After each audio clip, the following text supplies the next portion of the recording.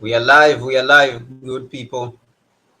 My name is Kwame Gonza, and the channel is called Africa Reimagined. Once again, the reason we are here today is to talk about a very, very important topic. There is a lot of things that have been going on in the Democratic Republic of Congo and in East Africa generally. In the Democratic Republic of Congo, they have been accusing Rwanda, uh, Uganda, uh, that they have been the causes of the instability in the Democratic Republic of Congo. And this has been going on for the last 20 years, actually. And so, what we want to do today is to examine from the historical perspective, from the historical point of view, who has been the trouble causer in the Congo, who has been the causer, the genesis or the architect of the instability in the Democratic Republic of Congo. So I'll take a little bit of time to go back in history for us to examine what this problem is about. What is the cause of the problems that we are experiencing in the Democratic Republic of Congo? That is why I have put this. That is why I have put this so that we can all be on the same page. That is why I've put this banner on top here, so that we can all be on the same page. And on this banner, what I've tried to portray is actually the history of the crisis of the Congo. At the top here, we have Dr. Kwame Nkrumah. Dr. Kwame Nkrumah, he in this picture right here, he was in the Congo. Okay, no, he was not in the Congo. He was in Britain. He had just arrived in Britain, and you could see that time Africa carried a lot of weight. Okay, it carried a lot of respect, as you can see. Nkrumah, the white people have opened the door for him to get out because he was a very, very powerful figure on the international stage, and he carried a lot of weight. And so that kind of respect which was given to him is the same respect which was transferred to Africans. And during that time in the 60s, the 50s and 60s, for someone to hold a Ghanaian passport, it would carry a lot of weight. Ghana was respected, even though it was a small country of just 60 million people. It was very much respected because of the type of leader it had. The leader was on top of everything, of the international affairs and the local affairs and the continental affairs of our continent. So this is the kind of respect they gave him. So if you look at the respect we get today as Africans, and you see that they disrespect us, that even our presidents, when they are speaking at the United Nations General Assembly, they don't regard them. You find that the rooms are empty. It's because they don't give us respect. They don't see that these are people, these are leaders who are ready to engage the world. They don't see that these are leaders who are ready out there to engage the world and make a contribution forcefully. And this is what Nkrumah did. So whenever Nkrumah was actually speaking at the United Nations General Assembly, the room would be full. All of them, all of the people would be in the room because they looked at him as the embodiment of African Union. They looked at him as the leader of the United African State. And even Gaddafi, to some extent, you could see that when he was speaking, the United Nations General Assembly would be in the room. People would be in the room to listen to what Gaddafi was saying. But today, you have these weak leaders and they are not respected. So after the picture, I show you here a book which was written by Dr. Kwame Nkrumah.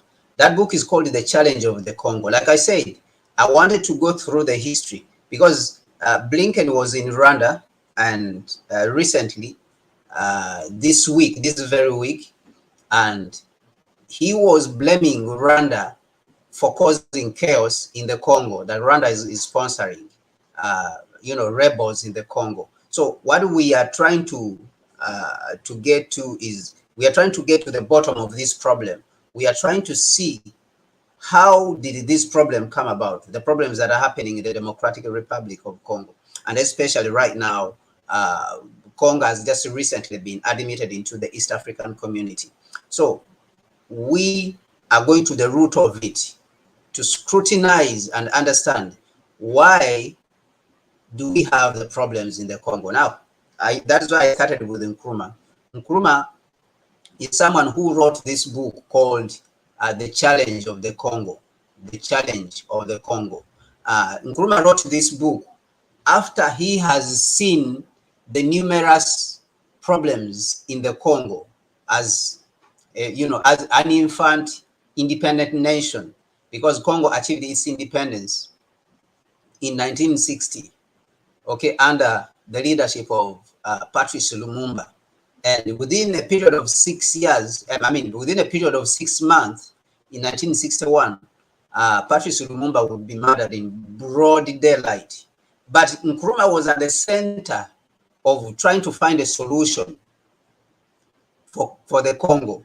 So that is why you see that Nkrumah had the time to write The Challenge of the Congo, write this book, The Challenge of Congo. Nkrumah wrote a lot of books, for those who don't know, and who are new to Pan-Africanism, or who are not new, but they have not read the Pan-African books. Nkrumah wrote more than 21 books and pamphlets. And what was the purpose of his writing? He was writing to articulate the problem, but he did not stop at articulating the problem. He went as far as giving us the solutions. And another reason why he wrote is that he envisioned, he saw that if he is not able to finish the work, we, the next generation of Africans, would come and be able to continue the work from where he started it from. So from his sophistication, from Nkrumah's sophistication, he understood that the people who come after him may not be as sophisticated as he was, because he took so much time to understand Africa's problems. So Nkrumah wrote extensively about all the problems. He's someone who took time to analyze Africa's society and the problems facing that society, our society as Africans, and to come up with solutions, not only to look at problems, but he analyzed, saw the problems, and then crafted solutions. So this is the kind of leaders which we had in the 60s. You can look at people like Amilcar Cabral, Toure, Kwame Toure, all these guys, Malcolm X, these guys, they grappled with our society, even Nyerere, okay? They tried to understand our society and then crafty solutions. They did not believe in people crafting solutions from outside and bringing them to us. So they challenged the status quo that time, which was the neo-colonial and colonial system. They challenged it and they said, you cannot bring your solutions here. We have our own way of looking at our society. We understand our society better. So that reminds me also of Blinken's argument when he was giving a press conference in Rwanda with the Minister of Foreign Affairs of Rwanda. Blinken was saying, this is what the African people want. The African people want this and this and that and that. So in my mind, I was asking myself, how does Blinken know what African people want when he doesn't even, this is his first time to visit Africa, or the second time after he visited, last time he visited Kenya and visited Senegal, now he's coming for the second round of visit. So how does someone like Blinken, who doesn't live here, know more about what African people want? And he knows it more than President Kagame, or he knows it more than President Ramaphosa, who is here, who is the president here, and Blinken is not a president here. So that is where the contradictions in this Western hypocrisy normally come in. And so this is what we are trying to look at. So you see that Nkrumah took time to understand the problems of our society, and our great leaders during that time, they crafted solutions. They look at, they analyze our society, looks at the problems, and then they crafted solutions to those problems, which is unlike the leaders today. The leaders today, they are so lazy that they don't take time to craft solutions to our African problems. But rather what they do is, when they lie themselves to power, and to some extent I've called this age after the 60s, when our independence leaders were overthrown and killed, and they were chased out and they went into exile. I call that age, after that period, I call it the age of demagoguery. We are living in the age of demagoguery, whereby you have people who claim that they are leaders, but they don't have ideas. The only ideas which they have are the ideas which come from the imperialistic camp. So the imperialistic camp goes and gives them ideas to come and implement on the continent, and they accept, okay, they accept what the imperialists say to them, and they come and experiment it on us. So now we become like guinea pigs. So those experimentations which I'm talking about are like what you can see, the Millennium Development Goals, structural adjustments. The structural adjustments in themselves, actually, which were implemented by the IMF and World Bank. The IMF and World Bank themselves came up and said, they admitted that these policies of structural adjustments which they implemented in Africa were harmful to us. They didn't produce anything good. But at the same time, they continue to bring more policies, and our naive and cowardly leaders, some of them are not naive, they know what is going on, but they are just cowardly, that they don't have strength. They don't have the confidence to stand up for their people and say, this is not going to work. So you hear them, even in conferences, even at the African Union, even at conferences and summits at the East African Community, at ECOWAS, at the SADC, at Maghreb, and all these, you find these leaders speaking that language of IMF and Western corporations, and talking about sustainable development goals, talking about Millennium Development Goals, talking about whatever, structural adjustments, talking about privatization, liberalization, when all these things have not achieved anything for us as Africans. So they continue, surprisingly or unfortunately, they continue to push these same things on the African people. So Nkrumah and his contemporaries, a few of them who had a lot of foresight, came up with solutions for this continent. Now, Nkrumah wrote that book, The Challenge of the Congo. Now, I would like people who are discerning and who are interested in understanding the Congo issue to go out and read that book. But in that book, he points out that the problem in the Congo is not that the people are incompetent. It's not that the leadership in the Congo is incompetent, but rather the monopolistic interests, the monopoly interests from Europe and the United States are the ones which are destabilizing the continent. Now, you are talking about someone who wrote this book. You are talking about someone who wrote this book, and he engaged in the Congo. He tried to save Congo. He tried to work with Patrice Lumumba even before he died, to the extent that Ghana, during President Nkrumah's time, sent a contingent.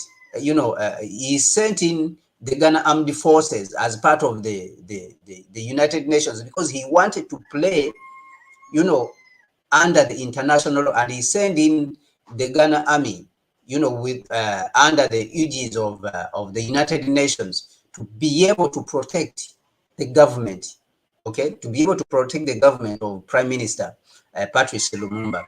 But they maneuvered, the United States and the Europeans, they maneuvered in, the lead of Belgium, they maneuvered into the Congo until they captured they captured Patrice Lumumba, and killed him. I was mistaking Patrice Lumumba with Pierre Lumumba, who is still alive.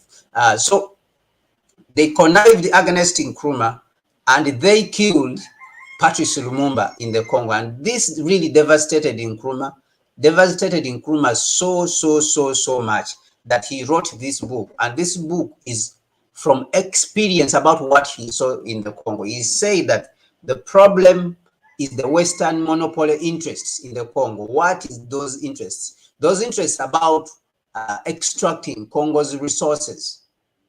It is about extracting Congo's resources to benefit the Western world, okay? To benefit the Western world and their industries. And that is why Nkrumah said in this quote, which I wrote here, and he said that if the Congo had not been so rich in mineral resources and the happy hunting ground of foreign monopolies. So when he's talking about monopolies, foreign monopolies, he's talking about companies like Apple, okay? He's talking about companies like Amazon, talking about companies which are making electronics. Now, countries like in South Korea and Japan also have come on board that they are interested because they are manufacturing electronics, okay, and in defense equipment.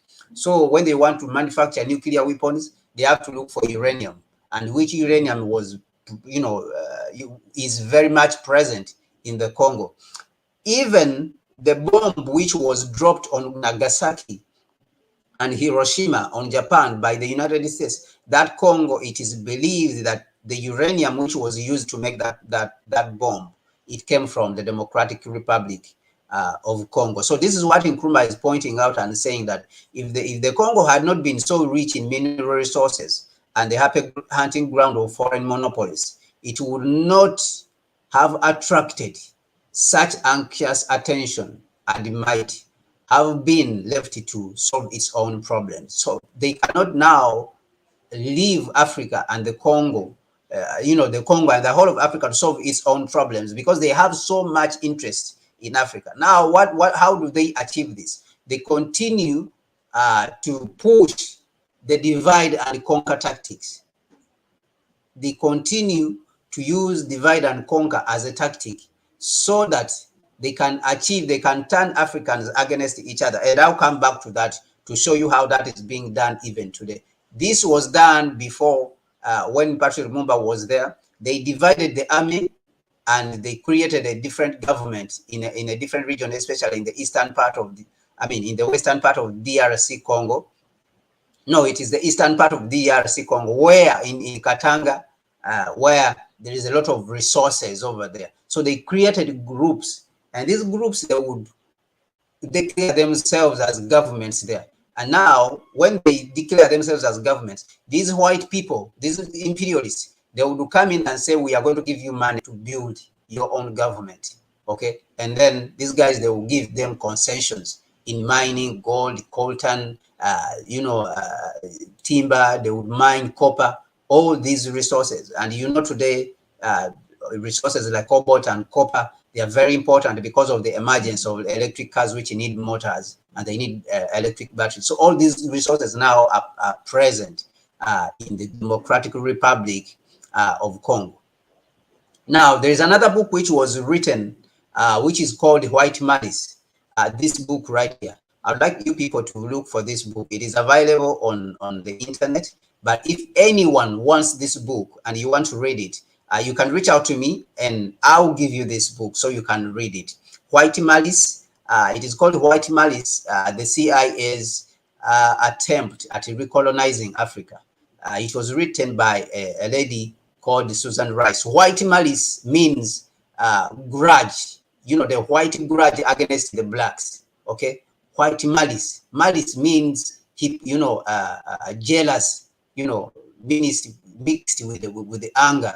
Okay, someone can be jealousy for a good thing. Okay, someone can say, I'm jealous of you. I wish I was the one who has done that, but not in a bad way. But malice is negative jealousy. Okay, so that she's showing, and actually this is a white lady who wrote this book. So she's showing you that these whites have malice towards the black people. They don't want them to develop. And she's a white lady herself. This book was published in 2001 in November. 2001 in November. So the topic we are discussing today is the challenge of the Congo, and we are picked from Dr. Nkrumah's book called The Challenge of the Congo. And then we asked a question. We asked the question, is Rwanda or American and European imperialism the problem?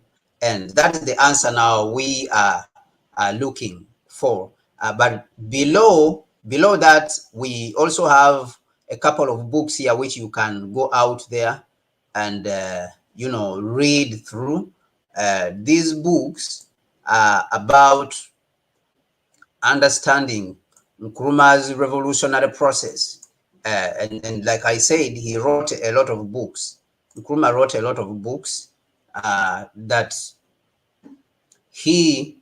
Nkrumah, he left a lot of literature so that we can be able to read Africa Must Unite, Revolutionary Path, which is a combination of most of the materials, philosophical concisism. Okay, so all these Dark Days in Ghana, Ghana, an autobiography, which is about Nkrumah himself, Africa Must Unite, Neocolonialism, the last stage of imperialism, which points out to you what is happening today, so that we are not surprised. Many times people are surprised at what is going on in Africa, but when those things actually, they should not be able to surprise you, because Nkrumah has already written about these things 50 years ago. Nkrumah pointed out to us what is going to happen, and why he was arguing like this is because he saw that if Africa doesn't unify into a single state, these and these and these are the problems which are going to come about and disturb us. And Nkrumah went on to give the solution that we have to unify politically, not unify in trade or in anything. We have to unify the continent politically, regardless of all the diversity which we have. We have to find that common ground, and he laid out the common ground, the common spaces upon which we are supposed to be unified. The spaces like foreign policy, monetary policy, security. So these are the important things that we have to unify around, so that we have a single government which works on these. And then the individual states can work on the other issues. So the unity of Africa, it doesn't mean that we as a people are going to leave our tribes, more than 2,000 tribes, and then concentrate on one language and create a new culture. It doesn't mean that. It means the unity of Africa. It means that these cultures have a fence around them, and that fence is the African Union government, a single African government, and with security, with foreign policy. That fence is supposed to protect us when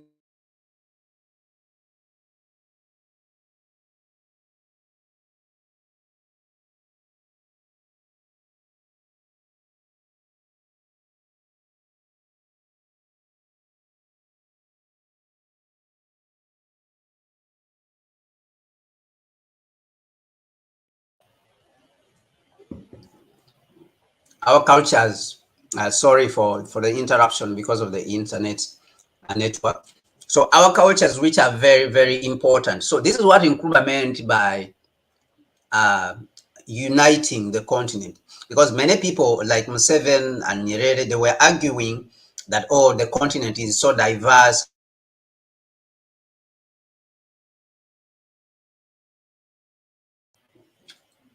So they were arguing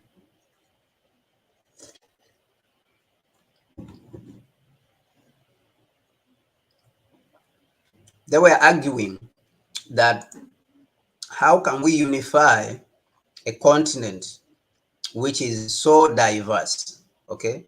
Which is so diverse. How can we unify it? And some of these guys is because they did not understand what Nkrumah was talking about. When Nkrumah was talking about unifying the continent, they did not understand what Nkrumah was talking about in unifying this continent. And you see that people like Museveni, they are still in the same position. Nyerere would later realize what Nkrumah was saying, because Nyerere would come out and say that he took 10 years after the death of Nkrumah to study Nkrumah's work to understand what Nkrumah was talking about. And it took him 10 years for him to understand what Nkrumah was talking about. So you can see that by 1963, when they were at the formation of the Organization of African Unity, Nyerere did not understand what Nkrumah was saying. That is the truth. Okay, so it is only after Nkrumah's death that Nyerere went back and then started to study Nkrumah. So even during this, however much Nyerere was a genius, you can see that Nkrumah was still far ahead of everyone. Nkrumah was way ahead of everyone. That when he was talking that time, the guys did not understand him. They did not get what Nkrumah was saying. Now we have the map of Rwanda here. At the same time, of course, we have the map of Africa. The map of Rwanda here, and then we have the map of Rwanda. Then we have the map of the Democratic Republic of Congo. I wanted to show you there that they share a border. Rwanda and the Democratic Republic of Congo, they share a border. Rwanda actually shares borders with countries like Uganda, Tanzania, and then shares another border with Burundi. Okay, so that is the part. That part is very close to where the resources are and in the eastern part of the DRC. So it is important for us to understand that. Now, Nkrumah pointed out very clearly that the problem in the Congo is the monopolies. Is the monopolies who are exploiting Congo's resources or Africa's resources.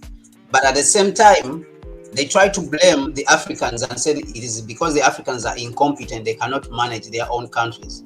They have weak institutions. And this is even being played out today. Because when Blinken came to Rwanda, Blinken came to Rwanda and he said that Rwanda is the one which has rebels in the Congo.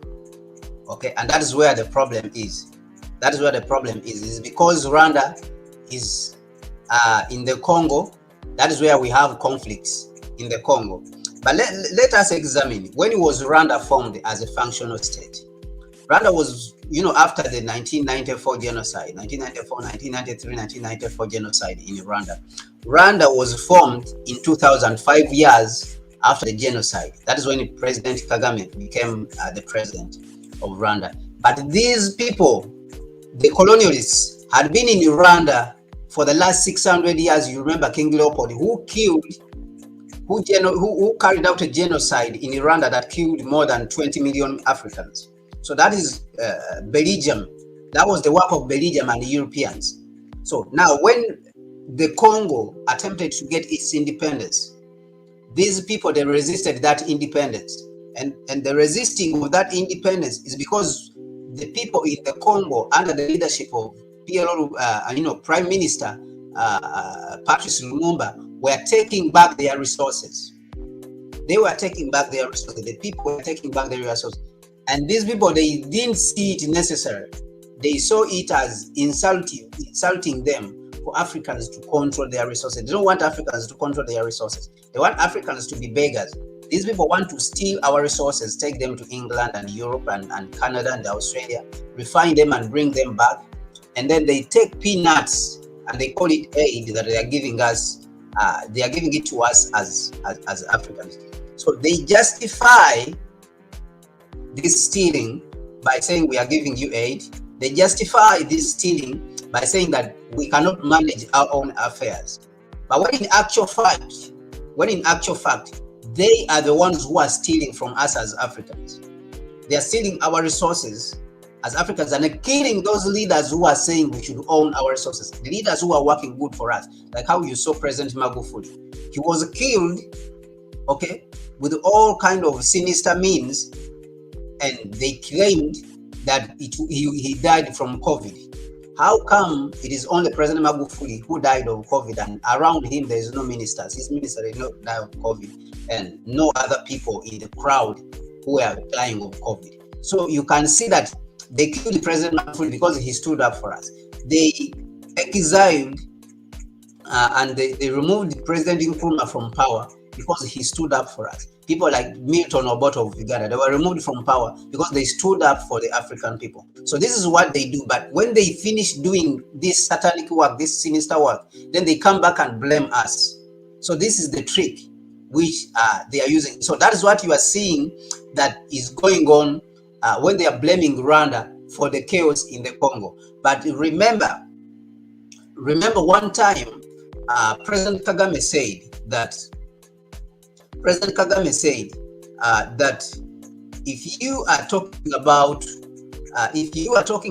that we Rwandans are the ones, we are sponsoring M23 and we are the ones who are causing chaos, what of the United Nations, which has been there for the last 60 years since independence of the country?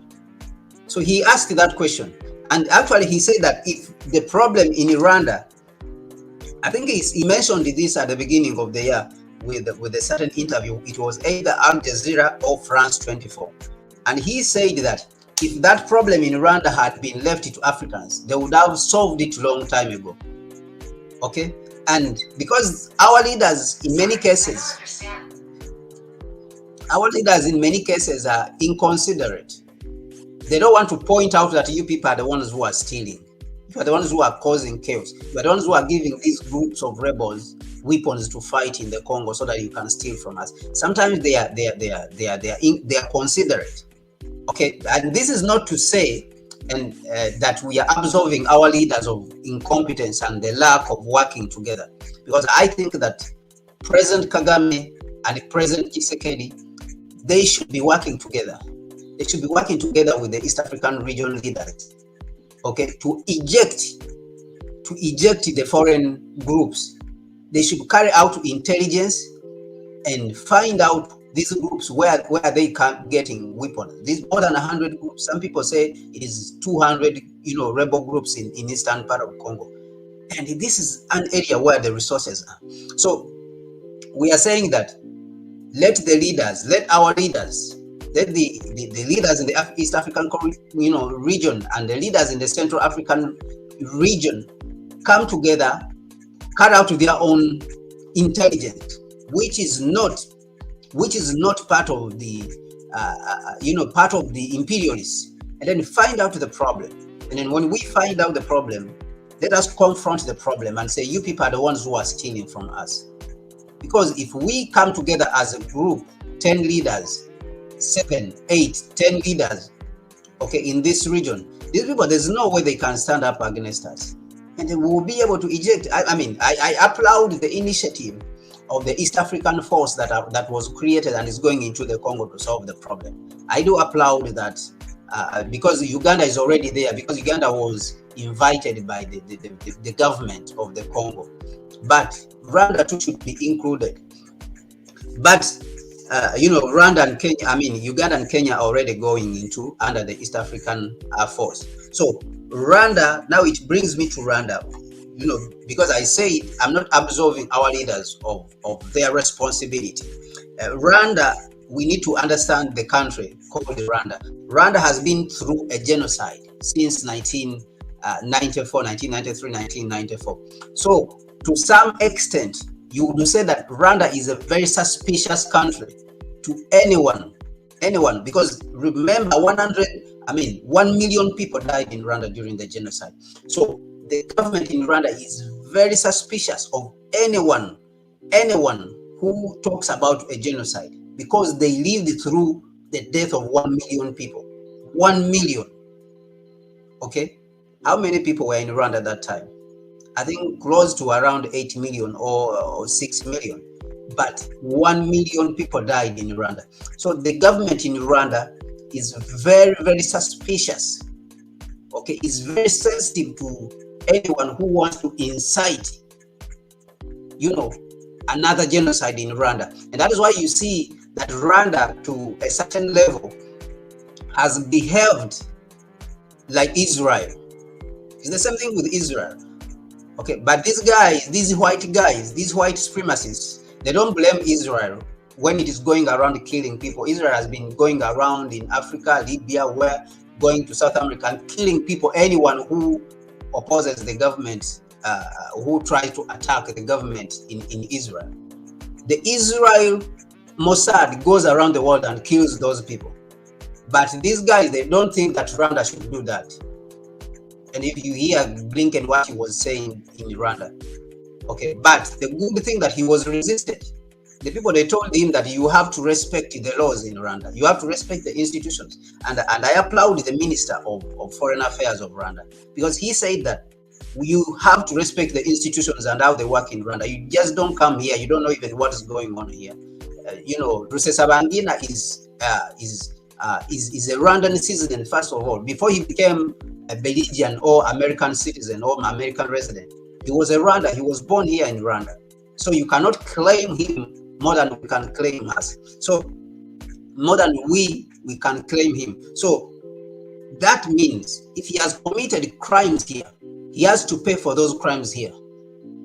He has to pay for those crimes. So, and the process has gone through the law. So you cannot say that you are going to overrule what our laws are saying, what our courts are saying, what our judicial process has said. So this is what the Prime Minister, you know, of the foreign Prime Minister of Rwanda has been saying.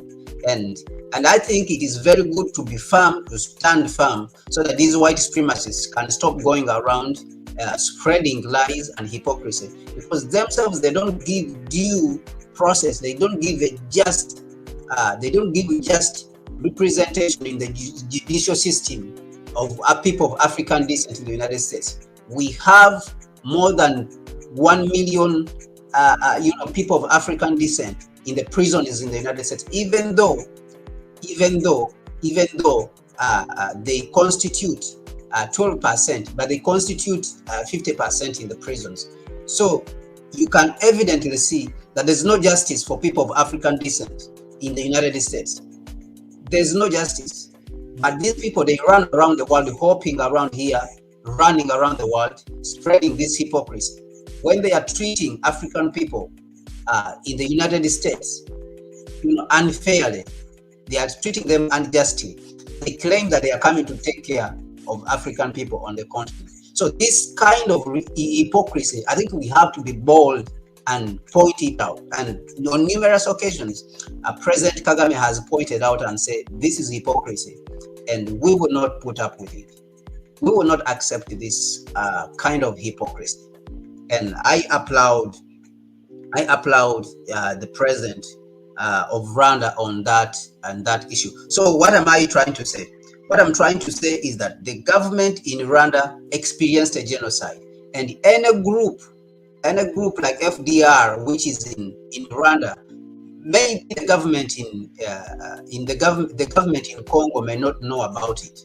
Maybe it may have some things it is hiding, that this group is sponsored by foreign groups, especially the United States and Europe, that they're the ones you know, sponsoring this group, and they fear saying that these are the ones sponsoring. I think they need to sit with the fellow Africans and point it out and say, this group, we are not the ones who are sponsoring it. It is the Europeans and the Americans who are creating chaos in eastern part of Congo. Okay, so that Rwanda can be at rest and say, now we will know how to deal with this group.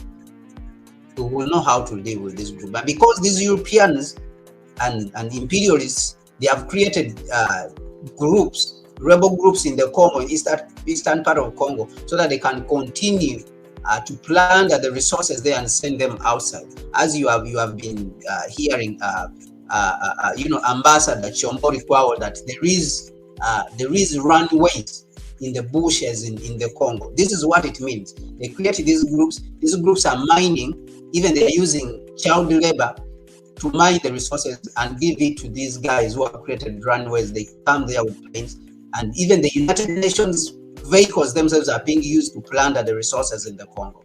And so this is what people are angry about. People are angry about the United Nations as a dysfunctional organization, which has been in the Congo for the last 60 years. The United Nations has been in the Congo for the last 60 years. So the people are angry because they have seen that the United Nations is part of the people who are plundering. And they are saying that the United Nations should go. United Nations, and even myself, I believe that it should go. I agree that the United Nations should leave the Congo and go. because the East African community is there. It will solve this problem. The United Nations cannot solve this problem. Okay, and they will insist on staying because their purpose is not there to protect the people, the African people in the Congo. Their purpose is there. It is there to. The purpose is for them to plunder, to continue to plunder the resources and give them to their masters and their corporations which are manufacturing products. We are saying that anyone who wants to do business in Africa should do the official business with the government, not create some chaos in a certain area of the country. They fly out as they want, as if this is not a sovereign country. They plunder resources and then they take them. So this is not to mean that there is no responsibility that we should take as African people. We should take some responsibility. But when these people are coming with bags of dollars, there's no way people who are starving in the forests will say we will not work and give you the resources and mine illegally, or in Ghana what they call galamsey, that we will not mine illegally to give you so that we can get $1 so that we can be able to survive. So this is what is happening. But the leaders on the African continent have to be firm. They have to be firm, and most of all, be concerned about the whole continent. Be concerned about all of our continent and what is going on in the continent.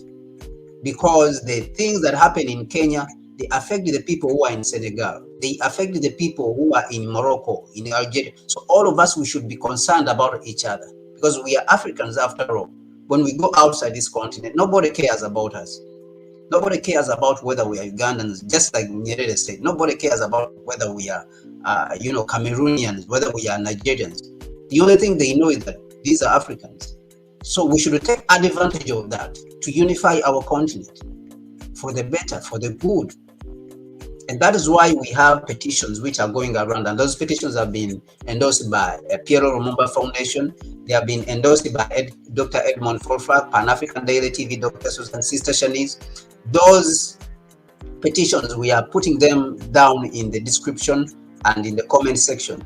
Take those 3 petitions. The petitions are about collecting 1 million signatures for a single African state. That is what we are demanding for. A single passport and currency for the African people, and a single military. So those are the 3 petitions. Once we get those 1 million signatures, then we will be on our merry way. And if you are connected in a certain way to all our big celebrities, send these petitions to them.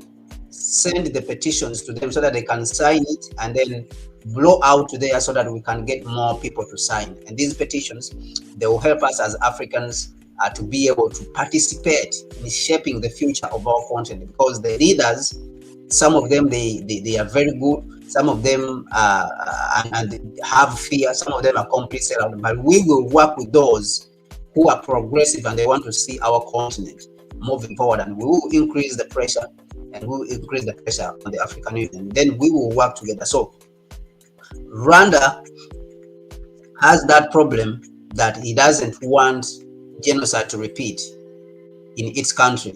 So anyone who talks about genocide and he hides behind the fact that he is an opposition leader, because they talk about these things and then they hide behind that they are opposition leaders so that they can get protection from the neo-colonialists. Who's neo-colonialists? Their own interest is to keep Africa down, is to suppress Africa's development whenever they see a development, and then to boss us around and to say that they are smarter than us, so that they should come around and tell us what to do. They should come around and tell us how to tie our belts, how to run our economies. And this is out of the window.